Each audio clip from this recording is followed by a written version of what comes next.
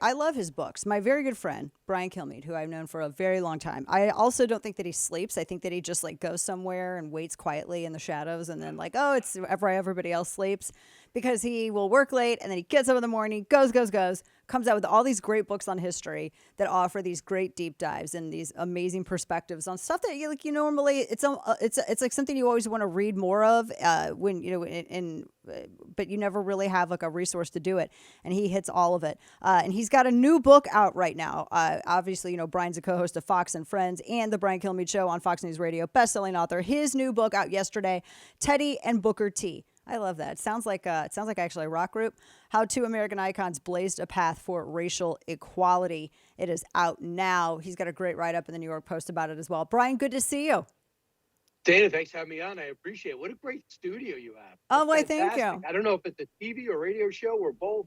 All Very of them, impressive. all of them. Thank you. Yeah, I got my big old light wall behind me and my big LED. It's not just like a screen. It's like all my huge LED light wall. I'll have to show you. One day Love when it. you're in Dallas, I'll have to have you in studio, and you have to look at my giant rig, my desk, a 4.5 foot wide gaming screen. It is like an engineering Really? marvel. Yeah, it's like I wish I get on my little laptop, and I'm disappointed. So your book, congratulations, because this is like the Thanks. millionth book that you've written. You're a factory. And this is a story that I actually didn't know until I started reading about, when I first heard that you were writing this book and I started kind of reading about it. This is, I mean, fascinating. You're talking about, Teddy Roosevelt, obviously, and Booker T. Washington, and how these two men came together. What a timely topic. Is that why you picked, because of everything that's going on in the world right now? You're like, this is a great story for now. A little bit. I think I did a couple of things. I'm trying to move up through time. I stumbled onto George Washington's Secret Six 20 plus years ago. I That, thought by it'd the be a way, that's great an movie. amazing book. That's still one of my favorites. Yeah, thanks. And I just kept like researching it on my own. Just, hey, you know what? Other people golf. I would just kind of look into it. I go, this could be a great movie. National Treasure with Nicolas Cage is out. I go, I got a better one. And it actually happened. And then after that came out, it did well. I thought, what's the next big thing that not many people talk about? And I came up with Jefferson. I always was fascinated by the War of 1812. Outside Texas, where you are, not many people know about the history of Texas. I thought Sam used to and be cool to look at. And then comes the Civil War. And before I read that, I read Booker T. Washington's Up from Slavery before I focused on Frederick Douglass and Abraham Lincoln. And I go, this is unbelievable. How could a guy who is a slave till 9, no shoes, sleeping on the floor, one meal a day, never learned to read and write, eventually become the most successful educator in the country, an impact made in almost every continent with his curriculum? And then to read his story, it almost sounds like fiction. And then in his story and other books, Teddy Roosevelt's all over it, and how much they meant to each other. And then I went out to talk to Tweed Roosevelt, the great-grandson, who happens to be leading the Roosevelt School in my college. And I said, I'm thinking about doing this book. Is there anything there? Is this a reach? And he said, absolutely not. Yeah, Teddy had blind spots, no doubt about it. Some things he said makes you know that it's 1901. And we haven't, a lot of things change. But what he did with Booker T. Washington was phenomenal. It was underappreciated. And go for it. He helped me out with a bunch of books and resources. Tuskegee was a huge help because that's the university he founded that really changed the South in so many ways. And I just thought, let's tell this story. Stop talking about taking a knee at the World Cup. Stop talking about being a 49ers quarterback and feeling so upset about America that it's not worth playing football. Let's get a perspective on how far we've come. That's a great story. Talking with our good friend Brian Kilmeade, his new book, Teddy and Booker T, How Two American Icons Blazed a Path for Racial Equality. I look at the stories, I look at the leaders of then that we know through history. And I mean, I don't know, maybe it's just because we're so limited and that we're living the now.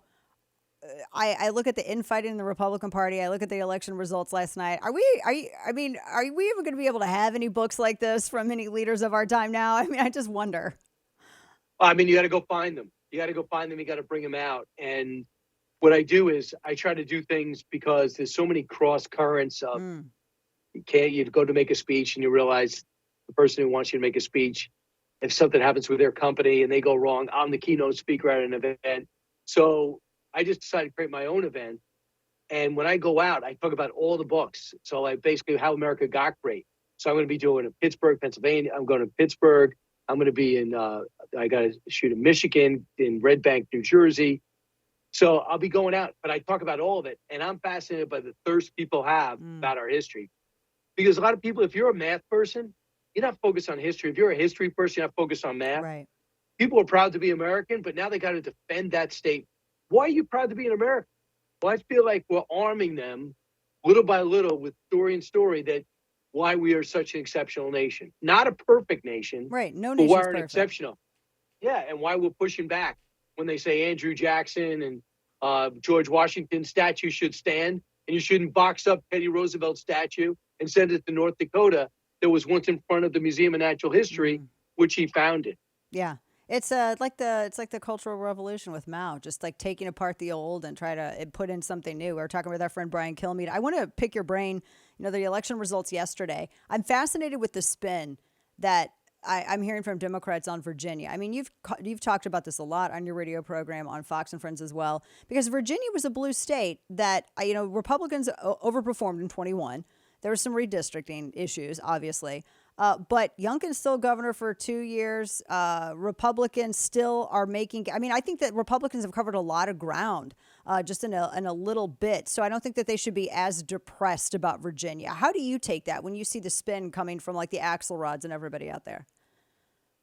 Well, I mean, it's still the razor's edge either way, to flip and hold or a hold and flip, whatever it is. I think it was because Youngkin put so much into it. He put himself out so much. And you think he already shocked the world once. He's performing well. Why can't he just flip a few seats? How could that be? But, I think for him personally, it's a setback. But it's not as if Oklahoma just went blue. Yeah, it's that's not true. Texas. Where you're at. If Texas ever went blue, that changes everything forever. There's another book for you right there. Oh, yeah. That history, if that ever happened. It was, once was Democratic, as you know. But just to look at that, I think Youngkin's a bit of a step back because he's looking to stay on a roll and, wait 2 years, come for 2028. So I think it is a setback for him, but it's not devastating. I just think it comes down to, the Dobbs decision and how you're going to message it. Because 3 states at a time, they're going to try to, Democrats going to try to message that and put it on the ballot, 4 or 5 states every election cycle, and let their Republicans to message it. And whatever that message is, do it. They were running ads, as you know, in Kentucky, saying that of a 12-year-old saying I was raped by my stepfather, Daniel Cameron wants to make me have the baby. And he never responded. Oh, my gosh. So that's 51-47 for you. Yeah, Republicans got to get a handle on this because, I mean, they have the winning message. I mean, clearly, I realize, obviously that Georgia and Florida are not, Ohio and not Virginia. They're very different. But in some way, the messaging can work. But is that something that comes from the RNC? Like, how do they make this work? How can they get cohesive on this? Well, I just think there's a wrong way to answer it, and that is 0 exemptions. Yeah. I think that when you tell a 9-year-old that's also running, you have a DA who was running an ad and saying, I had a 9-year-old get pregnant because of an incest situation with Daniel Cameron, make me have that baby. Now, his answer is no. Why didn't he say it? So, whether they want a message and say, we're for the moms to make their decision. We want the states to make their decision. If you talk to Rhonda McDaniel, they know how to do it. She feels as though some people are uncoachable. Yeah, if you get into the weeds a little bit, then you get into if you're explaining you're losing. Because I think what was one of the cases like in Pennsylvania where it was a 12-year-old, but they had also established that technically that would have been detrimental to her health, so that fell under the exceptions for the maternal health. And I think that's applicable in Kentucky. But which is why I don't understand why Daniel Cameron, and I really like Daniel Cameron. I want him to be like a rock star for the GOP. I don't know why he didn't rise to that and answer it. I don't either, because Rhonda McDaniel was in with on my radio show Monday, and she expressed frustration. I go, what do you think about Kentucky? And she said, what do I hope? I hope he wins. What do I think? I think these last set of ads are devastating. And then she sent them to me. And I go, wow. And I go, what did he say? And she said, nothing. They had no formal response to it. So yeah, that's bad. That's bad. They can't be doing that. So obviously Republicans got to get it together for that messaging. for abortion, because you're right. I think they're going to put this on the ballot in all of these different states, go bit by bit. They're looking at this just as incrementally as pro-lifers are. And do you think, too, that there's a faction, like there's a split in the Republican side? You got the all or nothings, and then the ones who are like, okay, it's about saving lives, even if we have to do it incrementally, and they're both hostile to each other. I think, yeah, Republicans love disagreeing with each other. There's no doubt about it. More almost than Democrats. It's wild. Right. I know. I was saying that we're watching in real time Republicans come apart with the whole speakers thing. But the next day, the Democrats showed they could do it better. And what we're seeing now with the squad and more criticizing Joe Biden, including Barack Obama, and to have a crowd of college clowns, this Palestinian movement, defile the White House and call him Genocide Joe. Can you imagine if Trump was in office? Because he would have backed Israel to the hilt. Yeah. He would have let him go when he even tried to pause him. Yeah. This is the worst president ever. And now, Can't believe he's doing this. And now we have, instead of saying ceasefire, he wants a pause. And then now the messaging from the administration, talking to our friend Brian Kilmeade, the messaging from the administration is, well, we don't want Israel to stay in Gaza after all of this is said and done. I think they have to. I mean, they've had since 05, 06? I mean, I think it's proven that they got to now. It's theirs. It's done. Yeah, at least to hold. I don't know if there's a UN peacekeeping force. I doubt it. If you turn it over to the Palestinian organization, they're afraid of Hamas. Yeah. Hamas, last time they were in Gaza, it lasted a month. There was an election. They got kicked out. They said, we'll never get kicked out. You know who told me this? One of the founder's sons, that son of Hamas. Yeah. That brought that book out they did a movie on. And he said that they kept saying Hamas is not strong enough to overthrow the Palestinian Authority. And they got overthrown, got banished to the West Bank. And all they did was collect money for the leadership. And aren't they losing relevance in West Bank too? Yeah. Hamas is more popular in the West Bank than Gaza. And now you want to give Mahmoud Abbas more money? He's already got a private plane and $35 million in cash. It's all our money. It makes no sense. It's this administration. He doesn't make sense. Our friend Brian Kilmeade, Teddy and Booker T, how two American icons blazed a path for racial equality. My friend, if you're in Dallas, give me a shout, and we'll go out for some good Texas brisket. I am, because I'm going to be at the Bush Museum.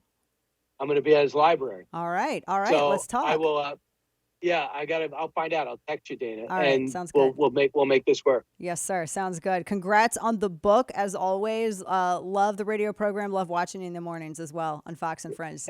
You always do great work. I hope you sleep at some point, but you don't look like you need it. Thanks, Brian. All right. Thank you. Go get him, Dana. Thank you.